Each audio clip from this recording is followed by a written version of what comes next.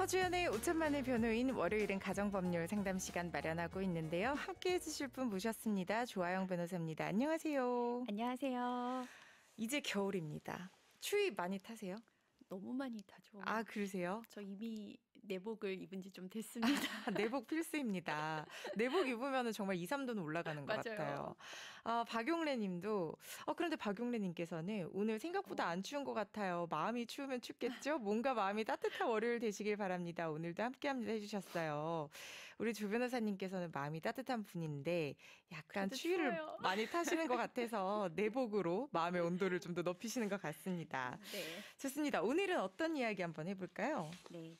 그 돈이 급하다고 지인에게 돈을 빌려줬다가 사람도 잃고 돈도 잃고 그런 경우가 많은데요. 이런 내용들은 집집마다 한두 건씩 한번 경험해 보신 적이 있을 것 같아요. 오죽하면 거리에서 떼인 돈 받아들입니다. 이런 현수막들 우리 흔히 볼 수 있잖아요. 그러니까요. 그런데 처음부터 떼일 거라고 생각하고 돈을 빌려주는 사람이 얼마나 되겠어요. 그렇죠. 없죠. 그냥 부탁을 받으면 거절하기도 어렵고 또 이런 빌리는 분들이 보면은 막 엄청 큰 돈 빌리는 경우보다는 약간 소액 맞아요. 빌리시는 분들 많거든요. 그러니까는 또 외면할 수가 없으니까 빌려주고 이렇게 원치 않는 상황에 빠지게 되는 거겠죠. 네, 이렇게 가까운 사람 간에 개인 간에 빌려준 돈은 물론이고 뭐 일을 해주고 못 받는다든지 아니면 물품 대금 같은 경우도 뭐 최근에 저희가 그 원자재 가격이 너무 올라가면서 그런 대금도 뭐 곧 줄 것처럼 하다가 못 주는 경우들도 있고요.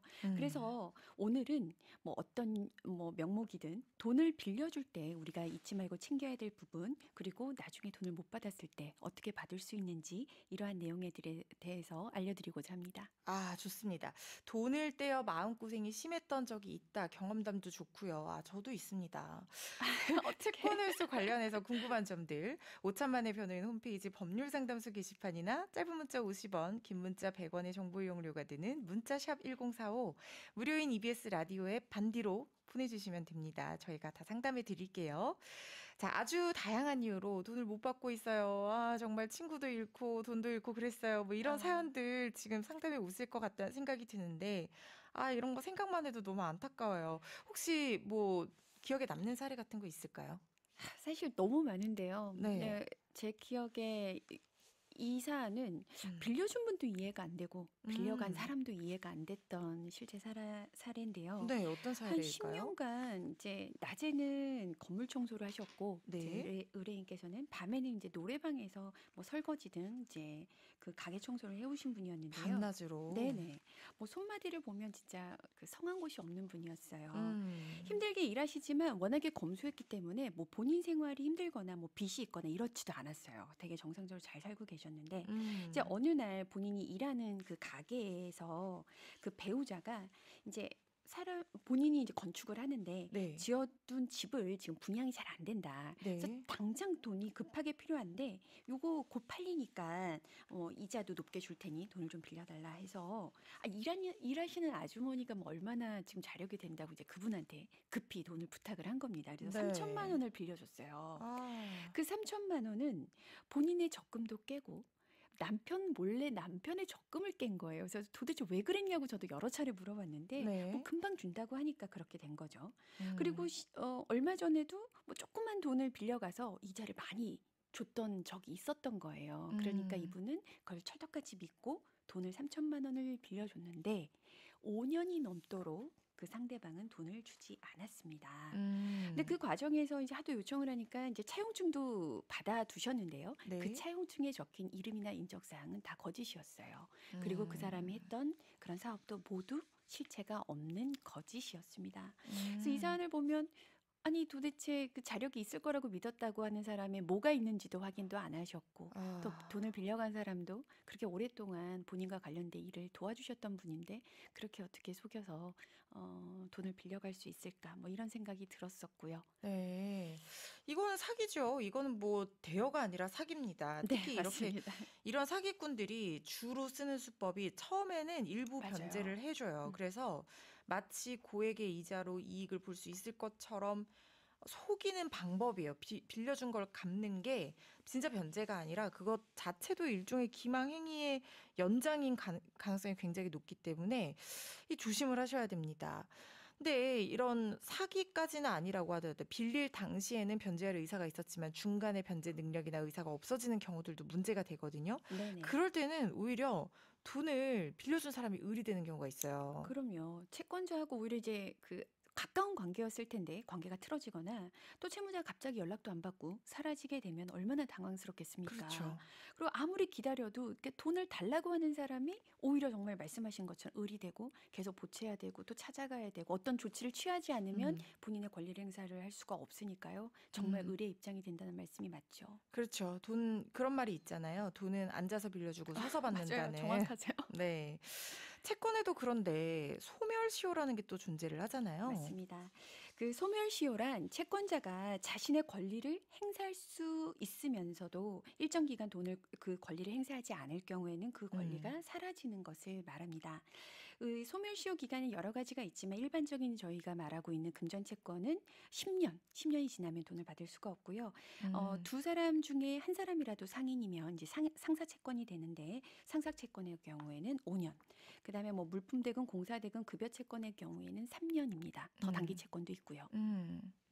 하지만 이제 채권자가 어떤 행동을 해서 소멸시효가 완성되지 않도록 막는 소멸시효 중단이라는 것이 있는데요. 네. 요것도 좀 알아두시면 좋을 것 같아요. 소멸시효 기간을 이제 멈추게 하는 방법에는 어떤 금전을 청구하는 거, 또 압류, 가압류, 가처분, 승인이라는 절차를 거치면 되는데요. 네. 여기서 쉽게 청구는 돈 달라 이렇게 말을 하는 거고 또 말뿐만이 아니라 뭐 재판상 청구나 지급명령 신청 등을 통해서도 가능합니다. 네. 최고라는 절차도 있는데 우리 많이들 그 내용 증명 보내시는 거 아시잖아요. 네네. 근데 이런 최고 절차는 이후에 6개월 내에 소송을 제기해야 된다라는 점 알아두시면 되고요.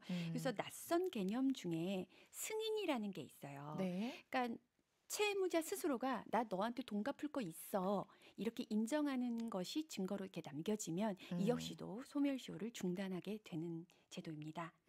근데 지나가면은 이런 것들을 안 하고 지나가면은 결국에는 못하죠, 우리 권리. 법은 권리 위에 잠자는 자를 보호하지 않죠. 그래서 채권 소멸시효 정확하게 확인하는 게 정말 중요할 것 같아요. 맞습니다.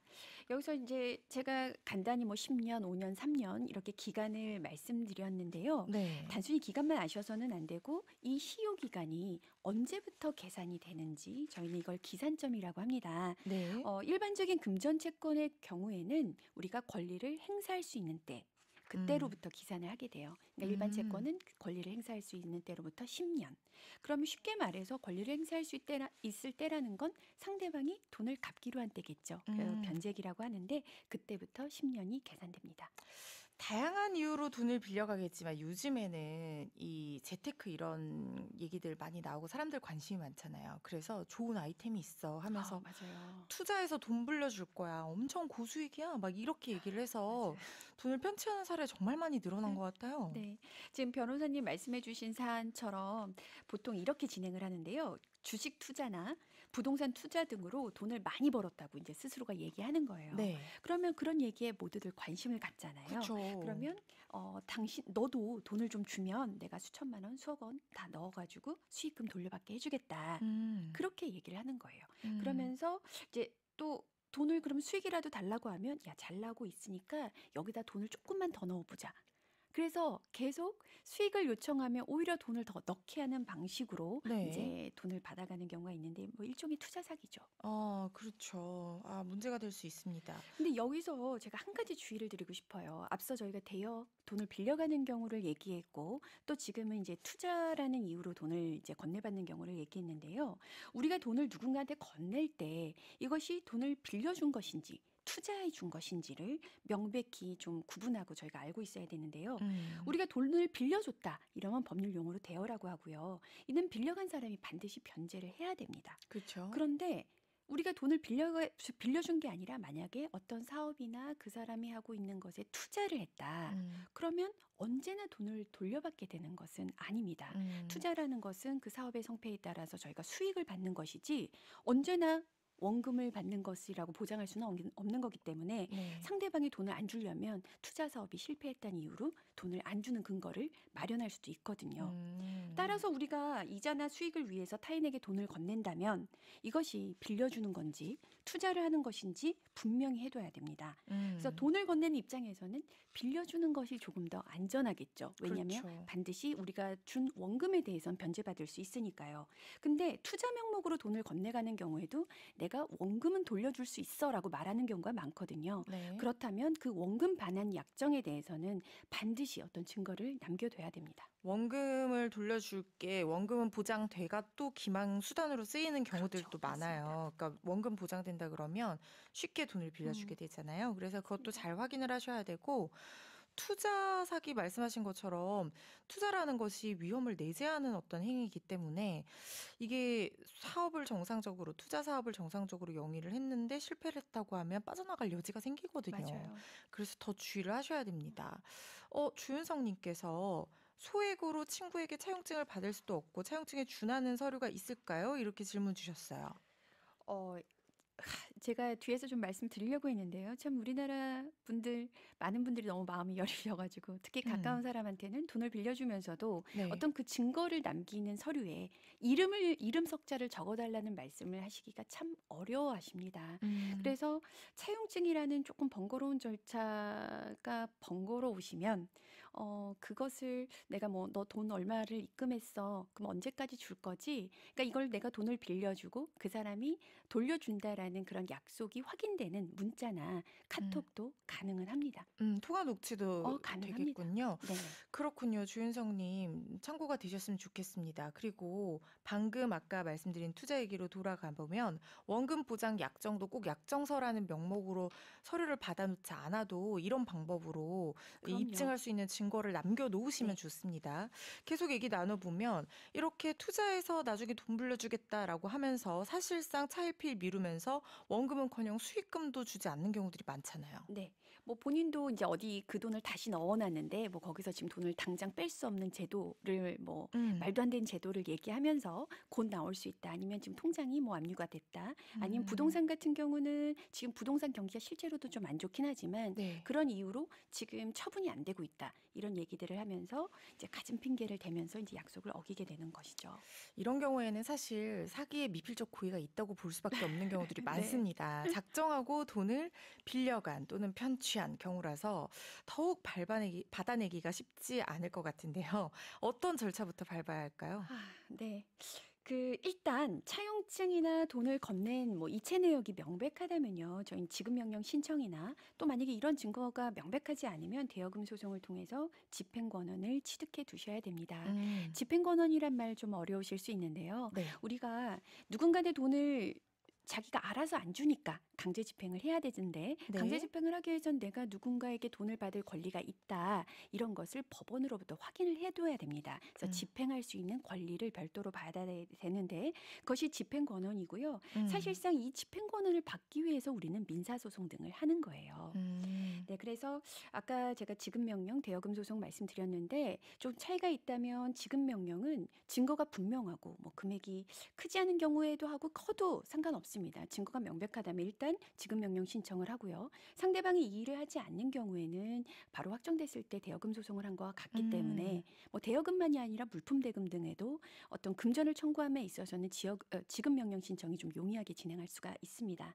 그리고 그런 것이 안 된다면 대여금 소송이나 별도의 통상 민사소송을 제기해야 되는 것이죠. 그리고 그 집행 권한을 얻게 되면 그러니까 이 집행 권한을 얻는 데까지는 우리가 소송에서 1심, 2심, 3심까지 가야 되는 경우도 있어요. 그러니까 네. 그 소송이 다 끝나서 확정이 됐을 때 집행 권한은 받게 되는 것이고요. 그것을 받으면 그걸 가지고 이제 소위 강제 집행 같은 추심 절차를 거치게 됩니다. 비로소 채권을 받으러 가는 거죠. 네. 자, 그럼 집행 권한을 받은 뒤에 추심 절차는 어떻게 진행을 하나요? 누군가한테 돈을 받으려면 네. 상대방에게 재산이 있나? 뭔가 우리가 압류할 재산이 있나? 이제 그것이 제일 궁금하실 텐데요. 그 절차부터 해야 됩니다. 집행 권한을 받은 경우에는 일단 법원에 상대방이 어떤 재산을 갖고 있는지 채무자를 상대로 재산 명시 신청을 일단 해볼 수 있어요. 네. 근데 이 재산 명시 신청이라는 것이 채무자가 본인 스스로 작성하는 목록이기 때문에 물론 재산 명시 신청을 받은 사람이 거짓으로 명시를 한다면은 그에 대한 또 처벌이 되겠지만 일단은 채권자 입장에선 채무자가 작성한 목록 하에서 이제 그걸 확인할 수 있기 때문에 아주 정확하다고는 볼 수가 없습니다. 네. 그래서 이렇게 재산 명시 신청을 한 경우에는 그 이후에 법원을 상대로 재산 조회를 할 수가 있어요. 우리가 재산 조회라고 하면은 그러니까 보통 사설 기관에서 이제 진행을 하는데요. 네. 아까 재산 명시 신청을 한 이후라면 법원에도 재산 조회는 가능합니다. 그리고 개별적으로 이제 신용정보사 요즘에 잘 돼 있습니다. 꼭 불법이 아니더라도 집행권을 받은 이후라면 신용 및 재산 조회를 할 수가 있습니다. 뭐 이것을 통해서는 신용카드 내역이라든지 부동산, 뭐 금융 내역이라든지 자동차, 그다음에 보험 내역 등은 일부 확인이 됩니다. 그렇군요. 네. 그런데 이제 빌려준 돈이 소액인 경우에는 이럴 때는 입금했다, 이 이체 내역 이것만 전부인 경우들도 많을 것 같아요. 그렇죠. 채용증을 보통 아까 질문처럼 그 네. 청취자분이 질문해 주신 것처럼 잘 안 쓰니까요. 돈을 건넨 내역만 있는 경우가 많은데요. 앞서 두 사람이 이것을 돈을 건넸을 때 다시 변제하겠다라는 내용이 확인되는 문자라든지 카톡 정도도 있어도 네. 증거로 쓸 수가 있고요. 문제는 이렇게 입금 내역이라도 있으면 다행인데 또 얼마 이제 크지 않은 돈은 또 현금으로 빌려주시는 경우도 있어요. 그럼 정말 어려워집니다. 그렇죠. 그건 정말 어려워지고 이 현금으로 건넨 경우에도 이제 이후에 내가 널 돈을 빌려줬는데 왜 안 갚니? 이런 문자에 대해서 상대방이 답변을 하거나 또 언제 갚겠다라는 그런 문자 내역이 있으면 금전을 이체한 내역이 정확히 없더라도 또 가능은 합니다. 근데 소액도 아니고 만약에 거금을 빌려주게 되면 이 정도는 우리 사용증 하나 서류 하나 쓰자 이렇게 얘기하기가 그나마 좀 나은 것 같아요. 그러면은 빌려줬다는 사실을 증명할 수 있는 그 자료만 있다면은 나중에 돌려받을 때 입증은 크게 문제가 없겠네요. 네, 그렇습니다. 일단 채용증이나 거래 내역만 있으면 뭐 지급명령 신청이나 대여금 소송을 하는 데는 큰 문제가 없을 건데요.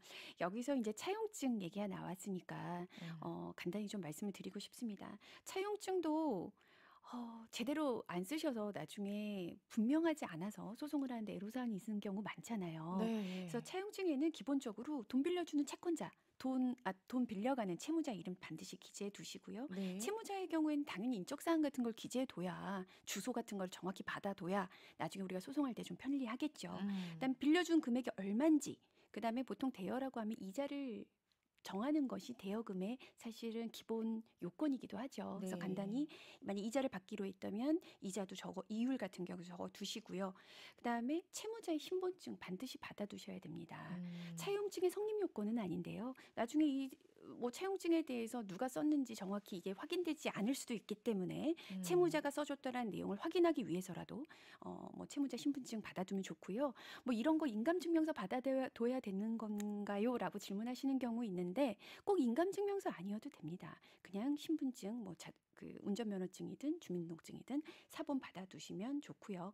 앞서 말씀드렸지만 돈을 건넬 때는 반드시 현금이 아니라 이체 방식으로 하는 것이 나중에 증거가 되기 때문에 필요할 것 같습니다. 근데 재판에서 열심히 그 증거 자료들로 승소를 했어요. 그런데 결국에는 돈을 돌려받지 못한다고 하면 기껏 비용을 들여서 소송까지 한 보람이 없는 경우도 있지 않을까요?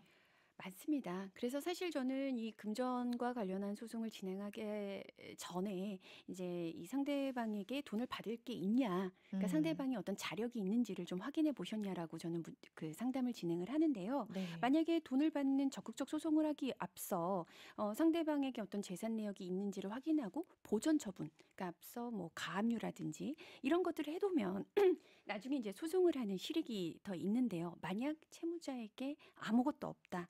이런 경우에는 사실 아무리 소송을 이겨도 실익이 없는 것이 맞습니다. 그렇군요. 김흥수 님이 채권 회수하면 지금도 치가 떨리고 있는 중입니다. 채무자가 명의로는 본인 명의 어쨌든 담보신탁 물건만 있고 나머지는 전부 다 혼인신고를 하지 않은 동거녀 명의로 해놓고 자력이 없는 상태에서 그냥 버티기 들어가고 있습니다. 민사소송에서 승소하고 재산 명시, 재산조회 다 해봤는데 저기 어디 이름 모를 신협에 32만 원이 유일한 재산이었던 것 같아요. 강제 집행을 하려고 했는데 유일하게 그나마 있는 것이 담보신탁된 뭔가 부동산인 것 같습니다. 나머지는 없고 그래서 유치동산이라도 압류를 하려고 했더니 주민등록은 다른 곳에 돼 있고 동거녀 집에서 먹고 살고 하니까 이걸 못하고 있는데 유치동산 압류할 수 있는 방법이 있을까요? 이렇게 질문 주셨어요. 아마 이제 유체 동산이라고 하면 실제 거주하는 곳에 뭐 냉장고라든지 여러 뭐 음, 컴퓨터라든지 이제 살면서 우리가 쓰는 물건들에 대해서 압류할 수 있느냐. 뭐 유체 동산 압류도 사실 압박이 되는 방법이라 가능은 할 네, 텐데 이 사안의 지금 질문의 경우에는 채무자 명의는 다른 곳에 이제 주민등록이 되어 있기 때문에 네. 실제 살고 있는 동거녀의 집에다가 압류를 할 수 있느냐를 질문하시는 것 같은데 음, 그러면 지금 이 채무자가 동거녀에서 실제 거주하는 것까지 다 입증을 해야 될 텐데요. 네. 만약에 이 동거녀의 집에서 실거주가 입증이 된다면 가능하겠지만 실질적으로 그것이 어렵습니다. 음. 그래서 다른 근거 없이 지금 동거녀의 집에 있는 가재도구에 유체동산 압류를 하는 것은 현실적으로 쉽지 않아 보입니다. 그럼 이 사람 돈 받을 수 있는 뭔가 방법이 없을까요? 이거 담보 신탁된 부동산 이걸 좀 이용을 해볼 수 있을 것 같기도 한데요. 사실 담보신탁 같은 경우에는 네, 저희가 이제 가압류 보전 절차를 할 때도 저희가 진행을 해보면 네, 나중에 이제 그 담보신탁을 했던 신탁자가 소유권 이전 등기를 올 수 있는 것에 대해서 네, 가압류를 사전에 해놓기는 하는데 네, 그 중간에서 이미 다 정산을 마쳐야지만 가능하기 맞아요. 때문에 음, 현실적으로 되게 실효적인 그런 추심 절차가 되지는 못합니다.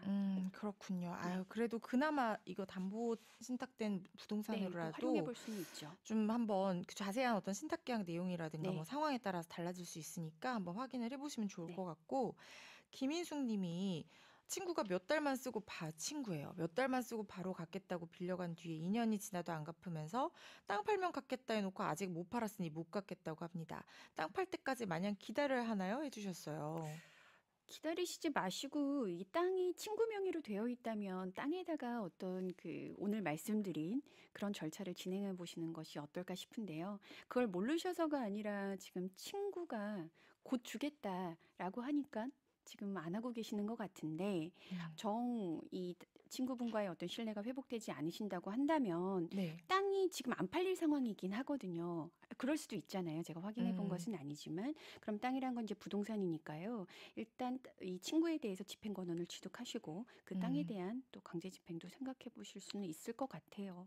친구니까 이거 못 하시고 기다리시는 것 같은데, 2년은 너무 오래 지났어요. 이거 땅 파는 것과는, 그거는 그 친구의 사정이에요. 땅을 팔아서 갚든, 자기가 벌어서 갚든, 그것까지 지금 반드시 기다리실 필요는 없을 것 같고, 뭐, 꼭 지금 받아야 되는 사정이 있다고 하면 지금 바로 절차를 진행하시는 것도 가능합니다. 그리고 네. 혹시 이제 또 이런 방송을 또 친구분이 들으셨을 수도 있잖아요. 이 음, 사연과 같은 상대방이 들으셨을 경우에는 땅을 처분할 수도 있습니다. 그렇기 때문에 이 땅에 대해서는 가압류 절차는 진행해 둘 수 있을 것 같아요. 아까 말했던 음, 것처럼 우리가 집행권을 받고 또 소송에 이기는 데까지는 사실 시간이 걸리는데 그 소송이 다 끝나기 전에 이렇게 사실은 돈을 갚을 수 있는 실질적인 땅 같은 것을 채무자가 또 다른 채권자한테 시달리면서 팔았을 수도 있고 또 팔려고 할 수도 있기 때문에 이럴 때는 나의 권리 회복을 위해서 사전에 가압류 조치를 해놓는 것이 좀 필요할 것으로 네. 보입니다. 보전 처분 조치도 말씀해 주셨습니다. 주윤성 님이 소액을 악의적으로 빌리는 친구는 어차피 안 갚을 거니까 빌려달라는 돈 반만 주고 잊어버립니다. 그게 정신 건강에 좋아요. 아, 이게 어떻게 보면 좀 현명할 수도 있어요. 그러니까 악의적으로 빌리는 친구는 친구하지 마시고요. 정말 힘들어서 빌려달라고 하는 친구한테는 받을 생각하지 말고 그냥 준다는 생각으로 주시는 게 차라리 정신 건강에 나을 것 같기도 하다. 뭐 이런 생각도 들기도 하네요. 2066님이 저는 돈 거래는 정말 안 합니다. 단순 대여건, 투자건 돈 빌려주는 대부분의 이유는 이자나 투자 이익을 위해서이더라고요. 쉬운 돈 욕심 버리는 게 내 돈을 지키는 첫 번째 덕목인 것 같아요. 맞아요. 이게 우리가 사기를 당하는 사람들을 보면 이 피해자가 잘못하는 건 당연히 아니지만 이 고수익을 기대를 했다가 손해를 보는 경우들이 이 사례 중에 많은 부분을 차지해요. 사람이니까 욕심을 가지는 건 당연하죠. 그런데 욕심을 버리면 사실 반대로 위험하지도 않겠죠. 네. 그렇기 때문에 아예 그냥 사기죄 피해자가 되지 않으려면 그냥 뭐 고수익 이런 거에 현혹되지 않는 게 어떻게 보면 예방 방법으로서는 좀 좋은 것 같기도 합니다. 계속해서 얘기 나눠볼게요. 채무자가 이런 경우 있을 수 있어요. 아주 일부나마 아주 조금씩 돈을 조금씩 맞아요. 갖고 있는 거예요. 이럴 때 사기죄로 인정돼요? 일단은 이제 돈을 갚고 있다는 건 이제 변제 의사가 확인되는 거기 때문에 네. 이제 사실 사기죄가 성립이 안 된다 이렇게 음. 말할 수가 있습니다. 이거를 채무자는 더 잘 아는 거예요. 이렇게 아, 조금씩 갚아나가는 모습이니 내가 사기가 되는 건 아니지 않냐 네. 더 잘 알고 있습니다. 근데 이제 이런 경우에 사기가 인정되는 사안들이 또 있어요. 뭐냐면 음. 피해자가 변제하는 신용을 하기 위해서 또 다른 데서 돈을 빌려오고 그 돈으로 또 다시 갚았다가 또 다시 빌려오고 그래서 음. 돌려막기를 하는 경우죠. 네. 제가 했던 사안 중에는 이제 피해자로부터 계속 돈을 빌려요. 음. 2억을 빌리고 또 다시 2억을 갚고 아, 나 이거 다른 데 너한테 갚으려고 다른 데서 빌려왔는데 이거 잠깐 음. 다시 빌려주면 내가 또 다시 너한테 갚을 수 있어. 이런 음. 식으로 수년간 음. 돌려막기를 한 거죠. 피해자를 상대로도. 이런 음. 경우에는 사기죄가 성립될 수 있습니다. 돌려막기라는 것 자체가 변제할 능력이 없으면서 그렇죠. 돈을 빌리는 거기 네. 때문에 이런 경우에는 사기죄가 성립할 수 있을 것 같습니다. 네. 요즘 또 사기하면 화제가 되고 있는 전청두 사기 사건, 일종의 투자 사기라고 할 수 있을 텐데 변제할 능력도 변제할 의사도 없는 경우에 사기죄 입증 요건이기도 하고 입증되기도 하는 거겠죠? 네. 뭐 물론 아직 수사 중인 사건이긴 한데요. 투자를 권유한 사업의 실체가 또 존재하지 않았고 전종조 씨가 과시했던 본인의 경제력이 일단은 다 거짓이었던 것이 드러난 이상 사기죄 성립에는 크게 문제가 없을 것으로는 음. 보입니다. 본인이 뭐 인정을 일단 하고 있는 상황이고 피해자들의 어떤 증언이나 증거들이 있으니까요. 어쨌든 피해자로서는 정말 이거 황당한 게 아니라 이건 정말 너무 진짜 피눈물이 네. 날 것 같습니다. 피해자 중에 한 명이 남현희 씨를 고소한 이유가 뭘까요? 지금 이제 이혁 씨도 또 수사가 진행 중이고 저희도 언론을 통해서만 이제 확인되는 내용들이긴 한데요. 네. 일단 전청조 씨는 이미 다 자력이 없어서 전청조 음. 씨를 상대로 해봤자 피해 복을 할 수 없다 이런 생각도 하시는 것 같고요. 이제 보도된 내용에 따르면 전청조 씨가 투자를 권유하면서 또 적극적으로 기망한 거는 맞는데 그 음. 피해자가 건넨 편취금이 남현희 씨의 계좌로도 일부 들어갔다. 이렇게 송금되었다는 주장이 있고요.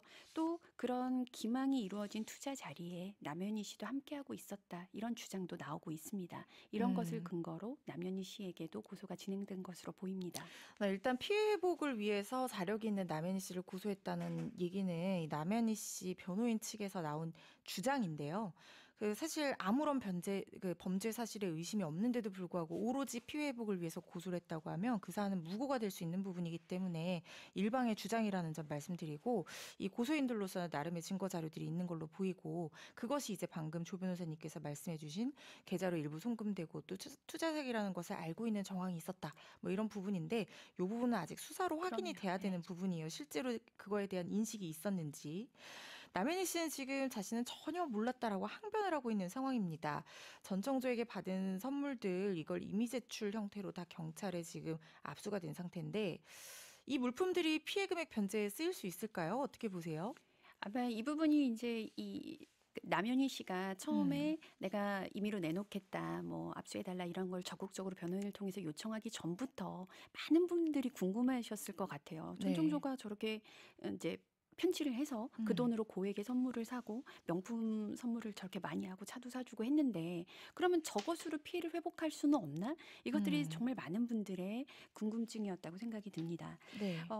이와 관련해서 저희가 검토해 볼 수 있는 법은 부패재산 몰수법이 있는데요. 네. 일단 부패재산 몰수법에 따르면은 범죄를 저지른 범인 외의 자에게 그런 범죄 수익이 귀속된 경우에는 원칙적으로 몰수를 할 수는 없습니다. 음. 그런데 만약 범죄 후에 범죄 수익이라는 것을 알면서 이제 취득한 경우에는 예외적으로 몰수할 수 있도록 되어 있고요. 네. 나아가 좀 관련된 걸 말씀드려 보면 부패 재산이 이제 다른 사람에게 상속이나 증여 등으로 무상이나 아주 뭐 염가로 현저한 저가로 이렇게 넘겨지면 그 사실을 상대방이 모르고 취득했다라고 하더라도 이런 경우에도 몰수를 할 수가 있고요.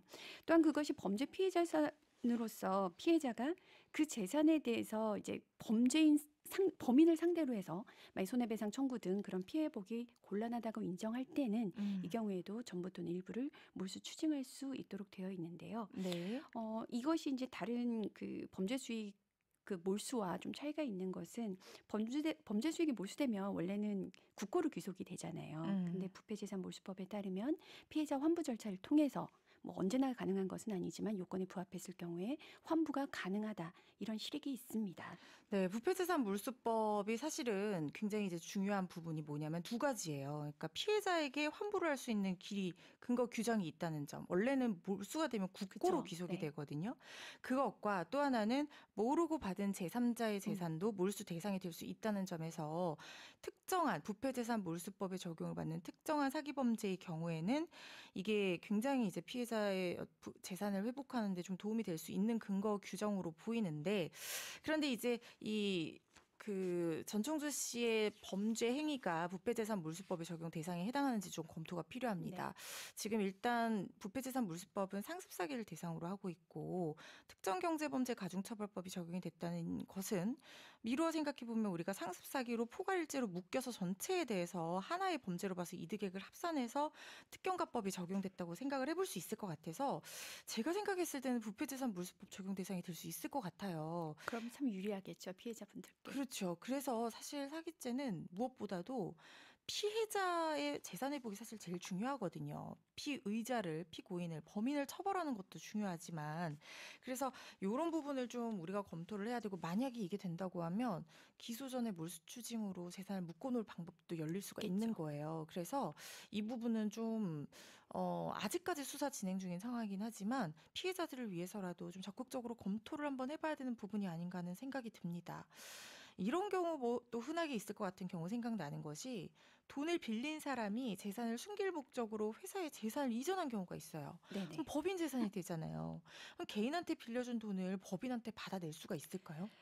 법에서는 사실 개인하고 법인은 인격을 달리하는 주체로 같이 볼 수가 없습니다. 그래서 네. 많은 분들이 보통 회사 대표와 회사 자체를 이제 혼동하시는 경우가 있어요. 음. 그래서 뭐 만약 회사 대표가 개인이 돈을 빌렸는데 그 돈으로 회사에 써서 어떤 회사의 자금 운영을 위해서 썼다고 하더라도 그 돈을 차용한 사람이 그 회사 대표인 개인이라면 네. 회사 즉 법인을 상대로 해선 청구할 수 없어요. 그래서 음. 만약에 법인의 돈을 빌려준다라는 인식을 가졌다면 차용증을 작성할 때도 반드시 채무자의 법인을 기재하시는 것이 필요하고요. 네. 그다음에 그 돈을 이체할 때도 법인으로 이체하시는 것이 필요합니다. 아, 그렇군요. 그래야지 회사를 상대로 나중에 소송을 네네. 해볼 수가 있겠네요. 여기까지 해야겠습니다. 오늘은 빌려준 돈을 받지 못하는 난감한 상황이 됐을 때 어떻게 대처하면 좋을지, 돈을 빌려줄 때 기억해야 될 점 뭔지 자세히 한번 살펴봤는데요. 사실 가정에서 진짜 돈 떼인 경험들 한 번쯤은 다 있으실 것 같아요. 그래서 특별히 가정법률 시간에 우리 조아영 변호사께서 준비를 해오셔서 또 알찬 시간 한번 꾸며봤습니다. 조아영 변호사 오늘도 이렇게 추운 날 함께 해주셔서 정말 감사합니다. 네, 감사합니다. 네, 다음 주에 봬요.